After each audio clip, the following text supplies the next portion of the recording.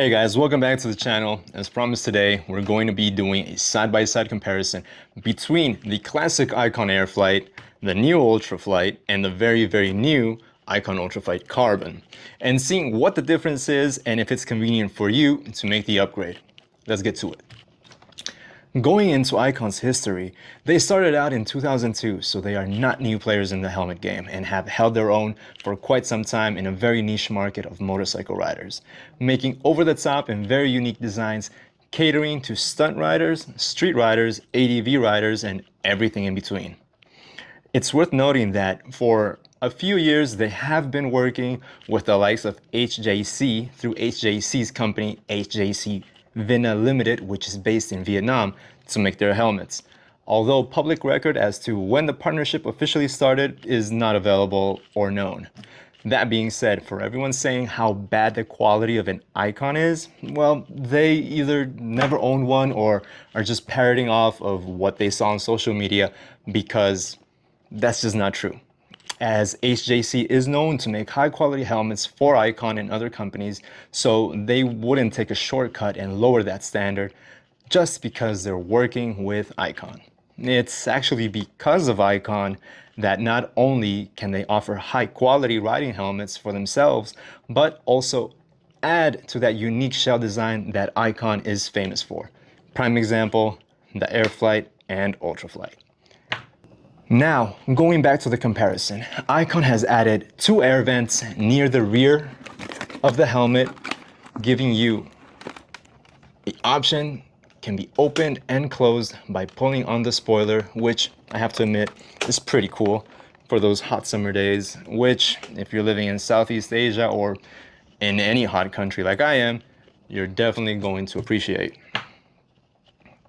Next, we have the modified built-in drop-down visor, covering maybe 7/8 of your face when down is definitely a better upgrade from the half-covered drop-down visor that is offered by ICON. It also has the slide-down mechanism located at the bottom of the helmet on this side, all right, which previously it was on the plate of the ICON Airflite. Moving on to audio systems. The ICON Airflite now comes with these removable tabs, which are located on the sides that were missing from their previous model, that can be used for their HelmLink comm system, which is powered by Sena and is obviously sold separately. Nonetheless, a huge improvement if you don't want that unnecessary bulk when attaching your comm systems to the side of the helmet, like I am, and causing unnecessary wind and drag. Now, going to the front of the helmet, we have a new, very interesting look. They managed to push the glass back, molding it into this little curve and underneath the visor, and changing the look completely, but still keeping up with that Airflite DNA with the elongated visor style. They also changed the air intake shape, allowing you to either keep or remove the mouthpiece for maximum airflow. The visors come with anti-fog coating, which is why you don't see any pin lock on this visor. But if that's not enough for you, ICON also sells pin lock compatible visors and their corresponding pin lock glass. Or, yeah, glass. I don't know how to call the little visor thing. Now the shell. For the first time in nearly a decade, ICON has finally made a carbon fiber helmet shell with a very unique carbon fiber pattern, reminiscent of, to me, a B-2 bomber. I don't know if they did it on purpose, but that's pretty wild. Now, if you're a fan of details like I am, you'll appreciate the high quality paint job and coating. Yes, there are traces of black paint on the edges of the curves of the helmet, which were tastefully done. There was a lot of planning going on before making this helmet for sure. Now, moving on to comfort. I've noticed that I have to move up a size with the new Ultraflite because of the MIPS brain protection system.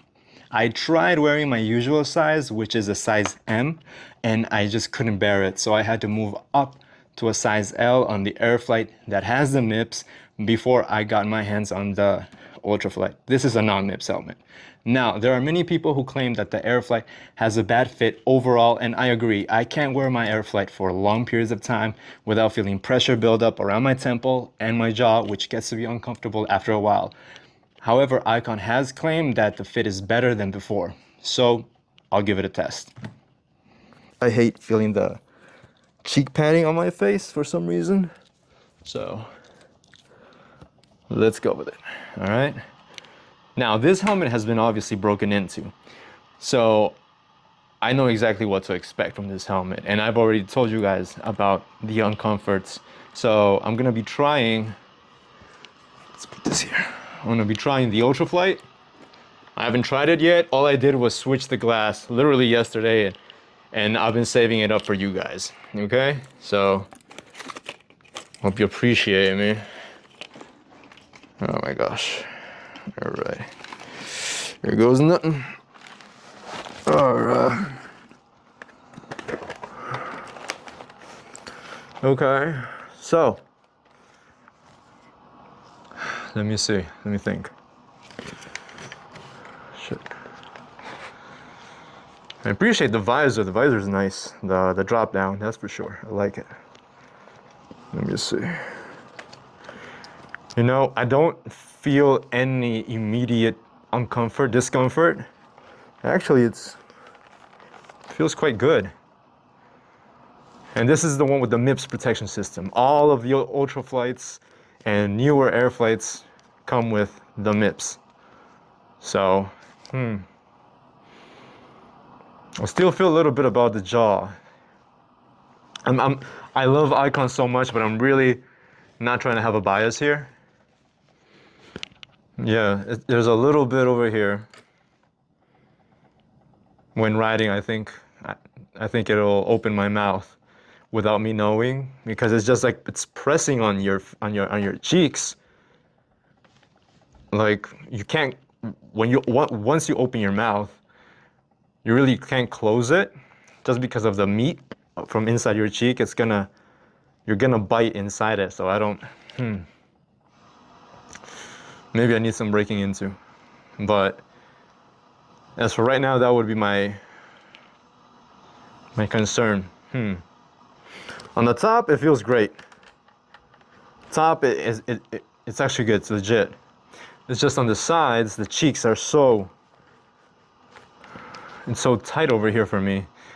And I don't really have a chubby face or round face. I'm kind of a narrow face, if you will. So, from 1 to 5, I'd give it like a 3.5, just because I'm biting on the inside of my cheek when wearing this. So, and putting it on is a pain. You guys saw, but every single Airflite is a pain to put on my side, at least. Oh, but yeah. All right, I'm glad we got that out of the way. Yeah, so the discomfort goes there. Excuse the hair. So, well, now you guys know what to expect when trying on an Icon Airflite, okay? I don't have a square jaw. I don't have a round jaw either. I'm kind of narrow, as you guys can see. So do with that information what you will. This is definitely an intermediate oval helmet. So if you do have a round face, go up about 2 sizes. Yeah. Weight test. Let's take out the old scale and see just how heavy or light the new Ultraflite Carbon is against the fiberglass Ultraflite and the fiberglass Airflite.